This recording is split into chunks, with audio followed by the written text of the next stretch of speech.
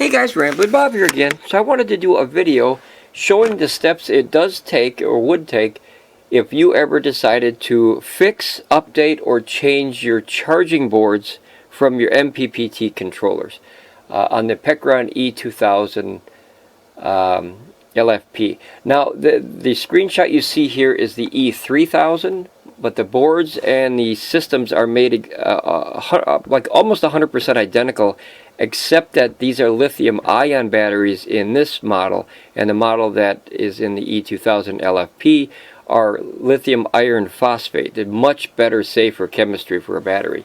So what we'll do is I'll go through the steps here. These rubber bumpers, all you have to do is take off one side. You don't have to take off both sides, so that's nice. Pecron did send me 8 of them. I don't know why they sent me 8 of them if you only have to take off one side, but oh well. So I have extra ones. I was able to put mine back in, so I didn't even need any of them, so I have extra 8. So I don't know if what I'm going to ever do with those, but I have them just in case. Okay, so picture number 2 is going to be break off the plastic covers for the screws. So there's these little things that looks like molds, you know, like a kind of like an induction mold point where like a CNC machine or something like that will have these little markers where you line up with a computer, but it's not. These are actual little circles that you literally have to like stab them with something sharp, and then you pop them out. It's kind of maybe their security way to see if you've opened the system or not. But once you pop those out, they're real simple to get out. You take a small screwdriver and you poke it right through the piece of plastic, and then you just pop them right out. Okay, and then you go to the next one is going to be the Pecron sticker. So not only do you have hidden screws right here, you have 4 hidden screws underneath the bumpers, but you do have 1, 2, 3, 4, 5, 6, 7, 8, 9, 10, 11. I think there's like 11 or 12 screws. I think just 12 around the outside, plus you have these 4 hidden ones. Okay, now once you peel back this sticker, I don't recommend doing it this way, guys. I highly recommend just using a hairdryer or a heat gun. Heat the sticker up real nice and peel this real slow, and then you can put it back on. You won't have to have another sticker. Why that's important is this sticker has a serial number for your unit, so you don't want to lose that, guys. You don't want to lose that. Okay, next step would be yep, here's the screws that are hidden. As you see, there's 3 screws hidden underneath there. That's another way to see if the machine has been tampered with for probably warranty purposes and all that stuff. 99.9% of companies hide stuff in their electronics to see if you've opened it or not, whether it's a pressure tab that has to be broken to open it, or a hidden screw under a sticker, whatever. All companies have their own ways. Then you have the next step is once you get all those screws out of the entire outside casing and the 3 in the middle, the entire back of the unit just lifts right off. It comes off very simple. You just lift up the whole thing. There's nothing connected to it. This is just a plastic mold. Everything is connected to the front of the unit, except you can't get to it without taking off the back of the unit, if that makes sense. Okay, and then the next step would have to be this right here is the bracket bar. It's a support bracket that holds all of this functions. These are all the main boards and all the stuff, basically all the guts.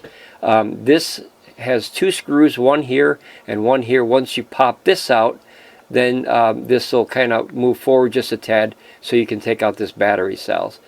Okay, and then the next step would be the fan. So the fan is basically its own little assembly. You can just lift it right up and you unhook it right here, and then the fan can come out and lay on the table right here. It's very simple. This is your positive strip for your power, and then this octopus thing right here goes down to 1 major screw right here. That's your negative. So you'll see that in the next step of how to do that. Oh, you want to unplug the fan. This red stuff here is just a sticky electronic glue that holds connections together against vibration so they don't pop off, and then you have to go in there and figure out how to put that back together. So that's all that is that little red blobs. It's like a glue or like a paste. Okay, so here's your wireless charging right here, and then on this side you have what he's doing now is the positive strip, which is this orange one. In North America, we always used to having red as positive and This black one is negative on circuit boards. For some reason they used orange, and I have a feeling because that's their color structure, they just put orange. So kind of they match the colors even on the inside of the machine. So he's doing the positive right now. You always want to take off the positive first, and then when you put that back on, you want to put the negative on first, kind of like a car battery, because this basically is a car battery. It's a fancy car battery, and that'll lessen your chance of getting a shock or shorting out any of the boards. Then once you get the negative one off, if I can go back here, this right here, he's doing the negative, but right underneath there, this is the positive. So you take the positive off first, then you take the negative off. Once you get the negative off, you want to tape this, because if this shorts out, it grounds out anywhere, you won't be happy. That's a 24 volt battery system that's capable of outputting up to 80 amps, and I guarantee you'll feel that and you will not be happy. I taped both of them. I taped the positive and the negative. Just it's a safety thing in me. I tape both just in case. I recommend that. You know, it's cheap. Put some tape on it. Once you have this taped, then you can set it to the side, and then you have two mounting brackets that is literally from the unit. It's hard to explain, the molding to the battery cell. See, here's that positive I was telling you about. So the positive's on the bottom. He didn't tape his, I taped mine. And then you know, you can leave the positive there. You'll pop that out when you take the whole battery cell out, and then the negative is kind of I think here. Yeah, it's right here. So once you take this one out, tape it. You take this one out, tape it. Then you take the two screws on both sides. There'll be two on this side and two on the other side you have to take out to remove the battery cells. Once the two sides are out, as you see, then you can lift this whole battery cell out of there. This whole chunk right here is the battery cells, and then on top of here is probably the BMS, which is inside here. Matter of fact, I'm positive. I didn't open this, but I saw another video with this part open. This part I wouldn't recommend you opening, guys, unless you have to. On top of here is the BMS with the heat and the cool temp sensors on there, to where if it's too cold it won't charge, and if it's too hot it'll shut down. This is like a plastic cardboard paper covered assembly that goes over the cells, and then it's taped very tight because you don't want battery cells to expand. So it holds them, you know, in there very well. And then the BMS is kind of protected by this foam on top. So there's a cover, and then I'm sorry, the BMS, then the cover, and then the tape, and then the wires, and then this for shock. You know, it's a shock thing. And then obviously the wireless charging goes on top of that, because you don't want this to interfere with that. Okay. No, I'm sorry. I'm sorry. The wireless charging, it's not on top. I'm sorry. That's on the other side. I don't know what I was thinking. Here's your wireless charging right here.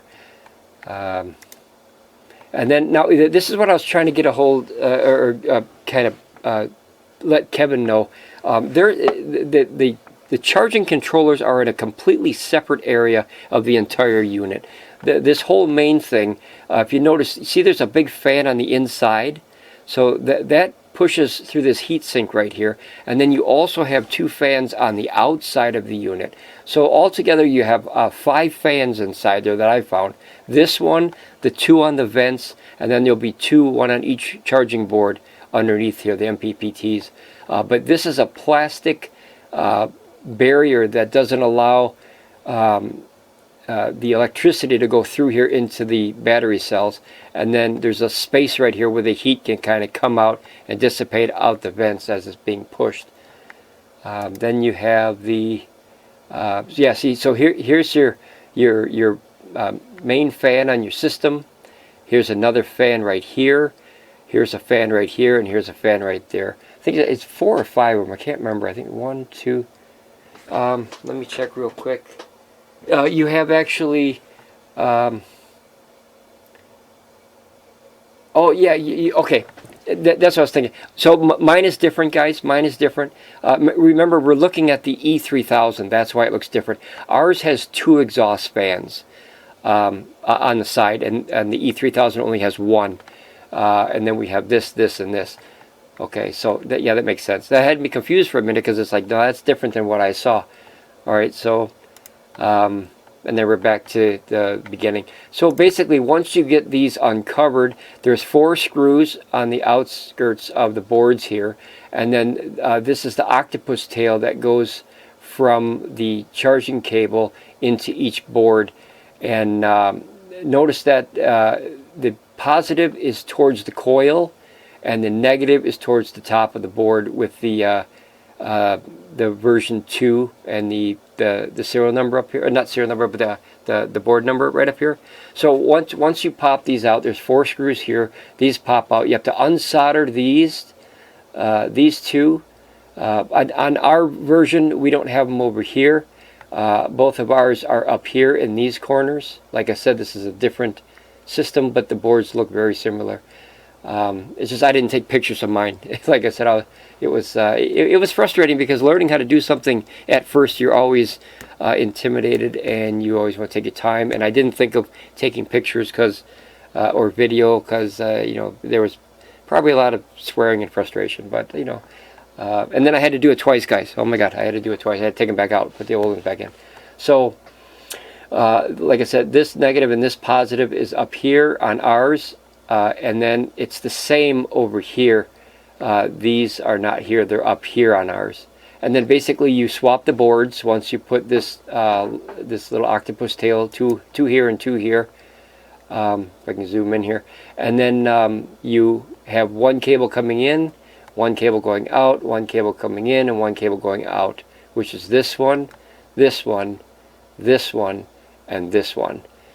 In this picture they already took it out, but I just wanted to let you guys know how to do it. And then obviously you reverse the pattern to put the machine back together. Now once you've seen it taken apart, it's very simple to put it back. It's taking it apart that's always frustrating. As a kid, I took apart that drill for the first time, but putting it back together, if you don't remember how a drill goes back together and you're a young feller, that could be very frustrating. So I just wanted to make a quick video, just a short video, showing the steps needed just in case. I don't think anyone else has to do this. It's just for information purposes and just for my record of my ongoing Pecron E2000LFP full K system mini movie that I'm creating here. Maybe at the end I'll put all these videos together and sell it to Hollywood for a DVD rights. I don't know. Just kidding, just kidding. I love to help. Okay, yeah, but that's as simple or as tough as it is. If you think that was simple, then it's simple. If you think it's too tough, don't try it, guys. Send it back to Pecron if you have any troubles. But I just want to make this video for Kevin, just so he can see. And here's the weird thing. If you have the same voltage going into both MPPT controllers on the front of the board, and one of the board heats up more because it's on this side or this side, one fan will turn on and the other will not yet. So there's a heat sensor, which is right here. This is a heat temp, and this is the other one here. Once this heat temperature senses that there's enough heat, it'll obviously turn this fan on. You can see that there's a power negative and a positive, but underneath with this, they're kind of coiled together. There's a little black wire that goes right under this part. See this glob of stuff right here? That's a heat sensor. So that tells you if there's a problem or not. And then there's a glob on this one too. So basically a glob of that safety paste. But yeah, I just wanted to make that video because, like I said, when you go back to this part, notice this plastic is a very heavy-duty plastic board, and it completely separates the charging unit from the batteries.